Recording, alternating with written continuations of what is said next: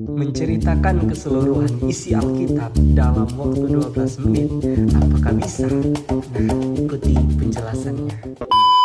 Perkenalkan, nama saya Sion Tolandang, mahasiswa STT Rumah Murid Kristus dengan prodi Teologi. Di sini saya akan menceritakan kepada kita semua tentang keseluruhan isi Alkitab itu secara urut dan jelas. Namun sebelum kita masuk kepada pembahasan intinya, kita harus mengerti dulu apa itu intisari Alkitab. Nah, Alkitab adalah kitab yang sangat luar biasa. Ia bukan sekedar kumpulan tulisan atau sejarah, tetapi satu kisah besar yang menjelaskan mengenai rencana Allah dari awal sampai akhir. Intisari Alkitab dapat merangkum Alkitab itu secara ringkas dan sangat-sangat jelas melalui penciptaan, keberdosaan manusia, penebusan, bahkan pemulihan. Inti dari Alkitab adalah kisah Allah yang dinyatakan dalam rencana penyelamatannya bagi manusia. Seluruh kisah ini saling terhubung dari kitab Kejadian hingga Wahyu dan membawa kita kepada pengenalan akan Yesus Kristus sebagai pusat dari Alkitab.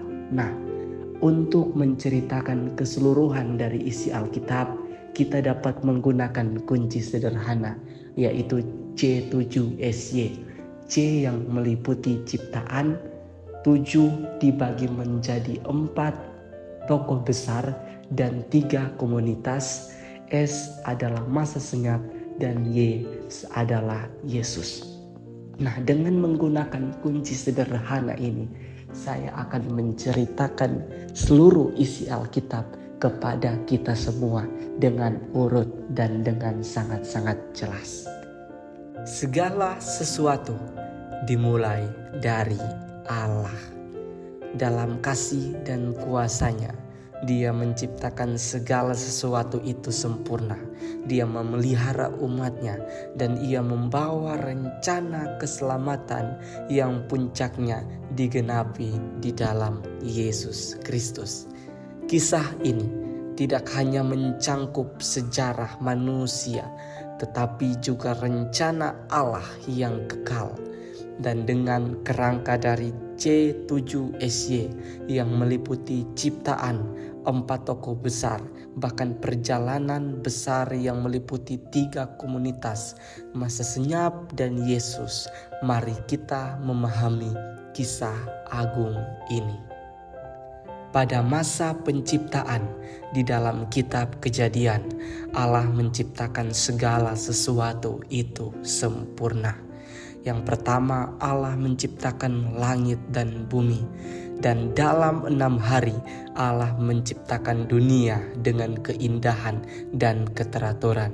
Dia menjadikan terang, langit, daratan, tumbuhan, matahari, bulan dan bintang, burung, ikan, hewan darat, dan akhirnya manusia. Pada hari ke-7 Allah beristirahat, menjadikan hari itu kudus. Dan pada masa penciptaan terdapat juga keluarga pertama yang dimulai dari Adam dan Hawa. Mereka memiliki anak, yaitu Kain dan Habel. Namun dosa segera merusak hubungan persaudaraan mereka. Kain dengan iri hati, ia membunuh adiknya sendiri, yaitu Habel, karena korban persembahan dari Kain tidak diindahkan oleh Allah. Dan ini adalah peristiwa pembunuhan pertama yang terjadi di bumi. Dosa terus-menerus menyebar hingga seluruh dunia dipenuhi dengan kejahatan. Maka Allah memutuskan untuk menghukum dunia dengan banjir besar. Namun Allah menyelamatkan hanya Nuh dan keluarganya serta sepasang binatang dari setiap jenis. Setelah air bah surut, Allah membuat perjanjian dengan Nuh, memberikan tanda pelangi sebagai janji bahwa Ia tidak akan lagi menghancurkan dunia dengan air bah. Namun manusia tetap memberontak Di menara Babel, manusia mencoba membangun menara untuk mencapai langit yang menandakan tanda kesombongan manusia. Ini bisa kita baca dalam Kejadian pasal 11. Allah mengacaukan bahasa mereka dan menyebarkan mereka ke seluruh dunia. Tetapi rencana Allah untuk menyelamatkan manusia tetap berjalan. Sampai tiba saatnya di mana Allah memilih orang pilihannya, yaitu Abraham. Allah memanggil Abraham pada tahun 2000 sebelum Masehi dari Ur Kasdim untuk menjadi bapa sebuah bangsa besar. Dalam Kejadian 12 ayat 1-3, Allah memberikan 3 janji besar, yaitu keturunan sebanyak bintang di langit, tanah Kanaan sebagai warisan, bahkan berkat bagi sebuah bangsa melalui keturunannya.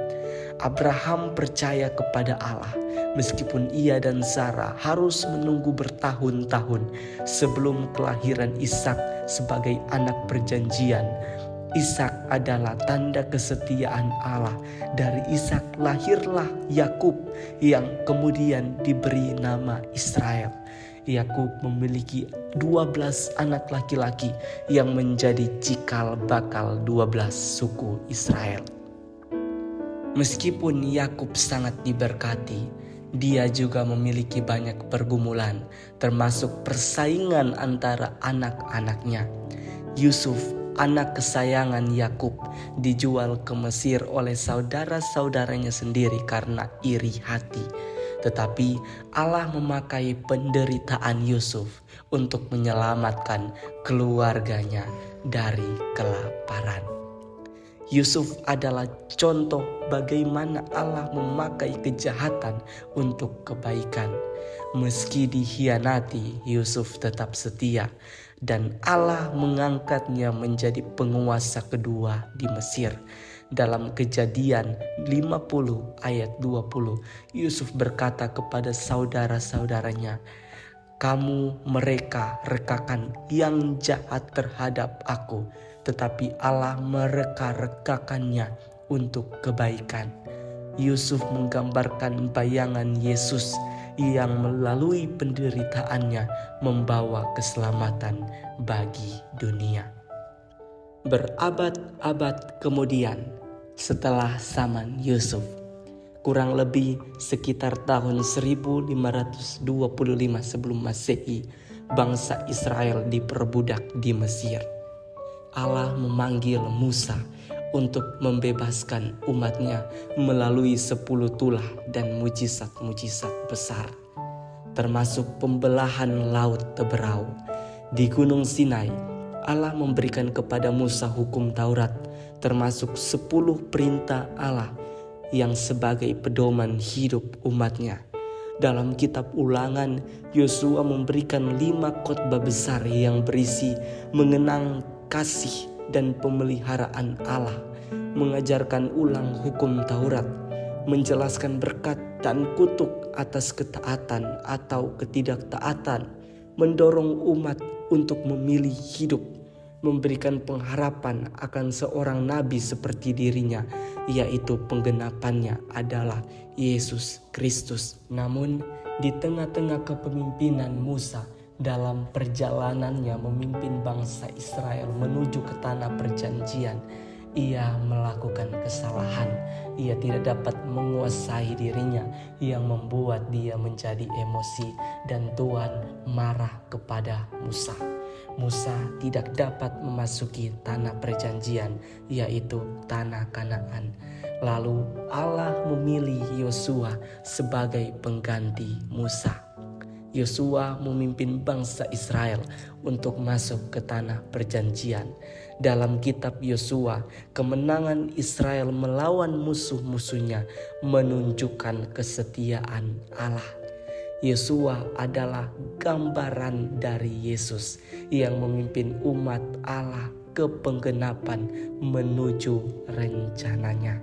Setelah zaman Yosua, Israel memasuki masa anarki, yang terjadi pada tahun 1380 sampai 1050 sebelum Masehi.